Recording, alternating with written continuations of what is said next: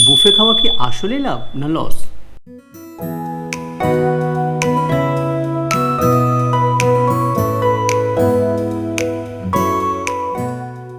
আসুন বুফেটাকে আমরা তিনটা প্রকারভেদে ভাগ করি।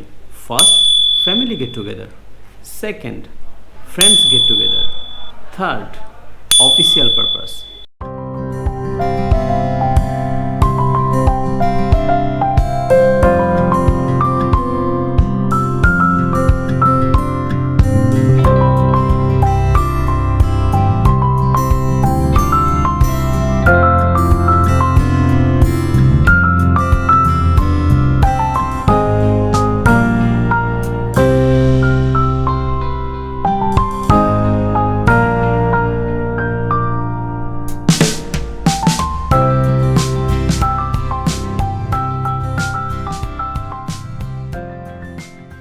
আমরা বেসিক্যালি কয়েক রকম বুফে রেস্টুরেন্টের সার্চ করি আমাদের ফেসবুক পেজে অথবা গুগলে। First, budget friendly buffet restaurant. Second, mid budget friendly. And third হচ্ছে বাজেট, যেই রেস্টুরেন্টগুলো হাই এক্সপেন্সিভ, প্রকার ডেকোরেশনস, ফুড, এভরিথিং। চলুন মুদ্রার এপিকটা একটু দেখে আসি।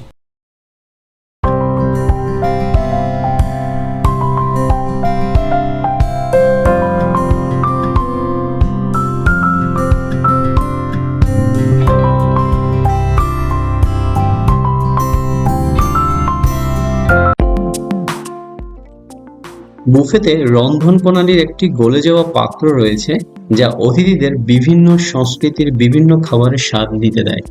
একটি বিশেষ খাবার এবং শেফের স্বাক্ষর সৃষ্টি প্রদানের এটি অন্যতম একটি সুযোগ। ইভেন্টের সাজসজ্জার পরিপূরক প্রপোজ, এলিভেটেড প্ল্যাটফর্ম এবং রঙের স্কিম ব্যবহার করে খাবারের উপস্থাপনা করা হয়। শৈল্পিকভাবে সাজানো খাবারের বিষয়ভিত্তিক সজ্জা এবং লাইভ স্টেশনগুলো সৃজনশীলতার একটি প্রদর্শন সাক্ষী রাখে। এবার মুদ্রার ওপিট। বুফেগুলোতে লাইনে দাঁড়িয়ে প্রতিটি খাবারের স্বাদ আস্বাদন করতে করতে আমাদের প্রত্যেকটা ইভেন্টের টাইমলাইনে অনেক ধীর গতি চলে আসে এবং সেই ক্ষেত্রে ঠান্ডা খাবারের ঝুঁকি বাড়ে। যত ঠান্ডা খাবারের ঝুঁকি বাড়বে, শারীরিক অসুস্থতার পরিমাণ তত বেশি বাড়তে থাকে। আর এই দিক থেকে খাবারের অপচয় হয় অনেক বেশি।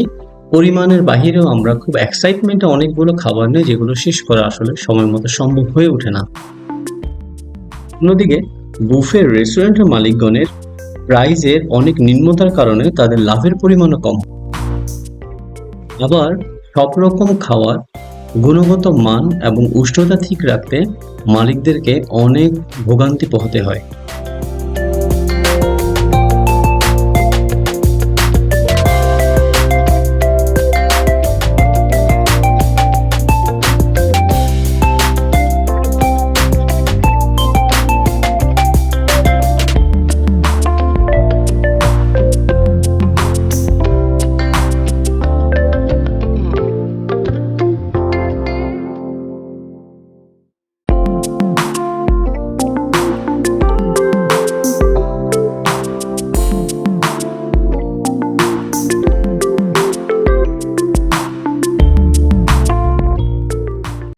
আমরা যখন কোনো বাফে রেস্টুরেন্টে যাই, আমরা যখন কোনো বুফেট রেস্টুরেন্টে যাই, হাজার রকম সারি সারি পসরা সাজানো খাবার সেখানে থাকে। তার থেকে আমরা সবগুলো খাবারকে ট্রাই করতে পারি। কখনো ভেবে দেখেছেন ফেসবুক পেজে বা তাদের অনলাইন পোর্টালে তারা অফার দিচ্ছে 65+ আইটেম, 100+ আইটেম, 150+ আইটেম। কখনো কি সবগুলো আইটেম আপনি ট্রাই করে দেখেছেন? সম্ভব কি কখনো সবগুলো আইটেম ট্রাই করে দেখা? তো কিছু কিছু আইটেম র্যাঙ্কিংয়ের কারণে খুব হাই যায়, কিছু কিছু খাবার র্যাঙ্কিংয়ের কারণে খুব লো যায়। তো সেই ক্ষেত্রে যেগুলোর হাই ডিমান্ড সেগুলো তারা রিফিল করে, কিন্তু রিফিলের একটা নির্দিষ্ট পরিমাণ টাইমিং থাকে বা রিফিলের একটা নির্দিষ্ট পরিমাণ অ্যামাউন্ট থাকে। তো সেই ক্ষেত্রে আমরা অনেকগুলো বুফে রেস্টুরেন্টে ট্রাই করে দেখেছি যেখানে ফুললি রিফিল মিলগুলো আমরা পরিপূর্ণভাবে পাই না, এবং যেগুলো রিভিউতে পিছনে পড়ে গেছে সেই জিনিসগুলো কিন্তু রিফিল হচ্ছে না। সো নেক্সট ডেতে সেই জিনিসগুলো কতটুকু হাইজেন সম্বলিত, কতগুলো হাইজেনিক মেনটেন করে সেটা আবার নতুন করে প্রেস করে, এটা অনেক বড় একটা কোশ্চেন। সো যদি সুযোগ পান সেই জিনিসটা খুঁজে দেখার চেষ্টা করবেন। বিকজ অফ আমরা যখন কোনো মিড রেঞ্জ বা পকেট ফ্রেন্ডলি কোনো বুফে রেস্টুরেন্টে ফ্রেন্ডস গেট টুগেদার বা ফ্যামিলি গেট টুগেদারের জন্য যাই, আমরা হাজার রকম পশা সাজানো খাবার দেখে খুব সারপ্রাইজ হই। নিত্য নৈমিত্তিক খাবারগুলো সেখানে সাজানো থাকে, বাট আলটিমেটলি কি সবগুলো খাবারই হাইজেনিক? সেই দিক থেকে যদি আমরা দেখি র্যাঙ্কিংয়ের কারণে অথবা রিভিউর কারণে কিছু কিছু ফুড খুব টপে উঠে গেল, কিছু কিছু ফুডের টেস্ট খুব ডাউন চলে গেল। সো ডাউন ফুডগুলোর টেস্টগুলোর জন্য তাতে ডাউন ফুড ফেলে দিবে না, অনেক সময় তার রিসাইকেলিং করে। আমি বলছি না সব বুফে রেস্টুরেন্ট, কিছু কিছু restaurant. Thank you everyone watching full videos.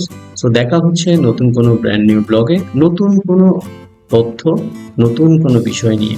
সেই পর্যন্ত সকলে ভালো থাকবেন, দেখা হচ্ছে পরবর্তী কোনো ব্র্যান্ড নিউ ব্লগে। So till then, good by.